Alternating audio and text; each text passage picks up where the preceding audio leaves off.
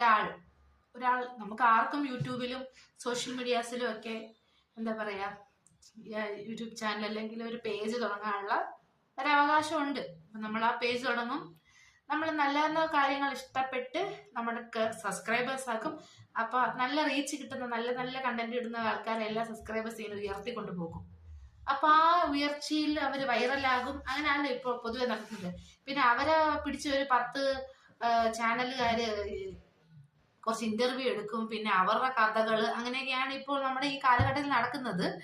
അപ്പോൾ എന്നിട്ട് അവർക്കൊരു ഒരു പട്ടവും ചാർത്തിക്കിടും സോഷ്യൽ മീഡിയ ഇൻഫ്ലുവൻസർ. ശരിക്കും പറഞ്ഞാൽ ഇവർ സോഷ്യൽ മീഡിയയിൽ ഇൻഫ്ലുവൻസ് ചെയ്യുന്നുണ്ടോ?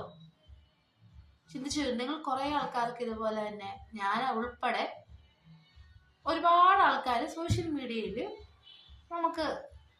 നമ്മൾ എന്താ പറയാ, വീഡിയോസ് ഇടുന്നുണ്ട്, കാര്യങ്ങൾ ഇടുന്നുണ്ട്. അപ്പൊ അതിന് ആർക്കെങ്കിലും ഒരു നമ്മുടെ സോഷ്യൽ മീഡിയ ആ ഒരു വീഡിയോ കൊണ്ട് ആർക്കെങ്കിലും ഒരു പ്രയോജനം ഉണ്ടായിട്ടുണ്ടോ? എന്താണ് സോഷ്യൽ മീഡിയ ഇൻഫ്ലുവൻസർ?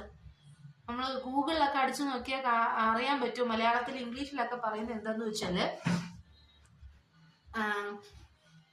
നമ്മളുടെ ഒരു വീഡിയോ അല്ലെങ്കിൽ ഒരു പോസ്റ്റ് എന്തെങ്കിലും ആയിക്കോട്ടെ, അത് മറ്റുള്ളവർക്ക് പ്രയോജനകരമല്ല പ്രചോദനമാകുന്നുണ്ടോ?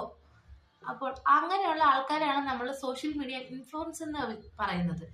ഇന്നത്തെ ആൾക്കാരെല്ലാവരും സോഷ്യൽ മീഡിയ ഇൻഫ്ലുവൻസർ ആണോ എന്നൊരു ചോദ്യചിഹ്നമാണ്. അപ്പോ ക്യാമറ ഓക്കെ. അപ്പോൾ